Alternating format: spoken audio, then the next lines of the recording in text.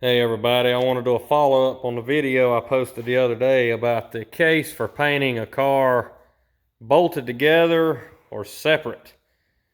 And I'm going to show you why you don't paint cars separate. And this is a white car, and you can clearly tell the difference in color between this door and this quarter panel. Now, it looks like the door matches the fender, but the quarter panel don't match the door. So what I'm thinking they done was painted this in the roof, because you can tell the roof is more of an off-white than the doors, and then they painted the doors. Whether or not this was the same batch of paint or not, I don't know. The fact of the matter is, a primer color underneath could cause it to be different, but the fact of the fact is, these doors are a different shade than the quarter, and the reason that's the way it is simply because you can see it real good right there. I think that angle, yeah. You see how much brighter this is. Well, in real life, it's more bright too. So, what they done was they painted the quarters and the roof and the deck lid, and then they painted, because all this seems to match. If you wanted to be a little fussy, the trunk lid may not actually be the same. Yeah, the trunk lid's a little bit off from the quarter panel. So what they done is they painted the shell, and then they painted the doors, the fenders, the hood, all at the same time. Probably off the car, I guess.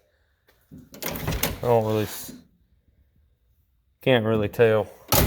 But we've definitely got another color difference here. So this is different from this. So the fact of the matter is, this car was painted in pieces over the course of probably 6 months or maybe a year, or who knows. But the fact of it is, these quarters and this roof is a different color than this trunk lid, these doors, fenders, and hood. So basically, to make this car, for this car to ever match, it'd have to be totally repainted, because you couldn't try to paint this a brighter white, then it would not match this. So, see, that's what you get into when you try to piece paint a car. This is what happens. So, the reason I'm showing you this is because, oh man, you could really see it right there. I mean, you can really see the difference. You can see the milky white here versus right there. So, I knew that when I bought the car. It was actually one of the first things I walked up and seen. This car has a lot of issues on it that would not be up to my standard of painting. A few of, stuff like this, where these 50s Impalas and 50s Chevys are common to have a little corner rust in the door, because water and dirt would get trapped in there. Well, what you want to do is you want to cut that out and fix it, and they didn't do that. So we got a little bit on this door over here as well. And I want to say there's something else. Yeah. Right here, you can see a big discrepancy.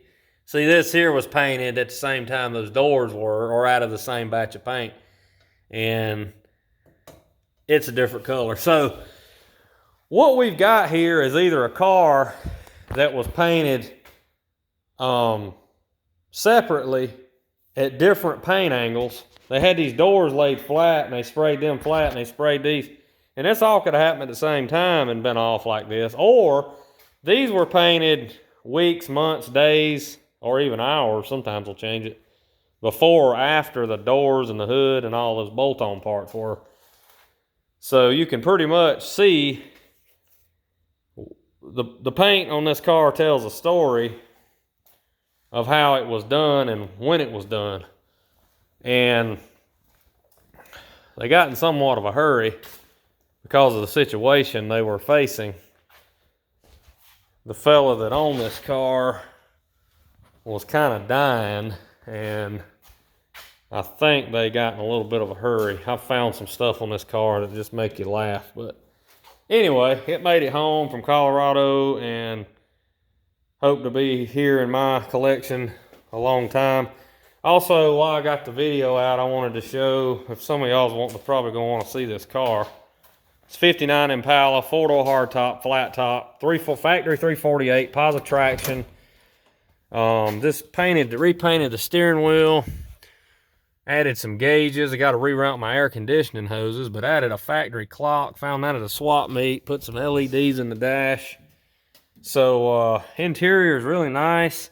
Not real crazy about the late 90s Pontiac Grand Am material here, but it does go with the car. You wouldn't ever know that was late model GM, but if you look real close, you can kind of tell.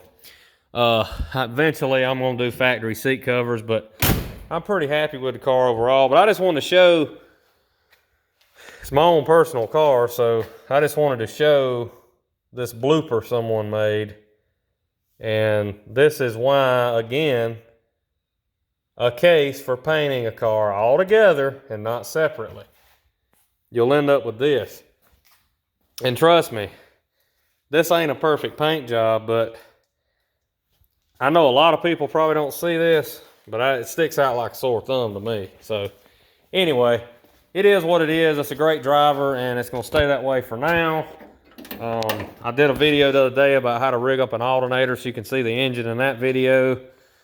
And we'll see you next time. Thanks for watching. Again, door, quarter panel, different color. Paint your car together. Don't be like this.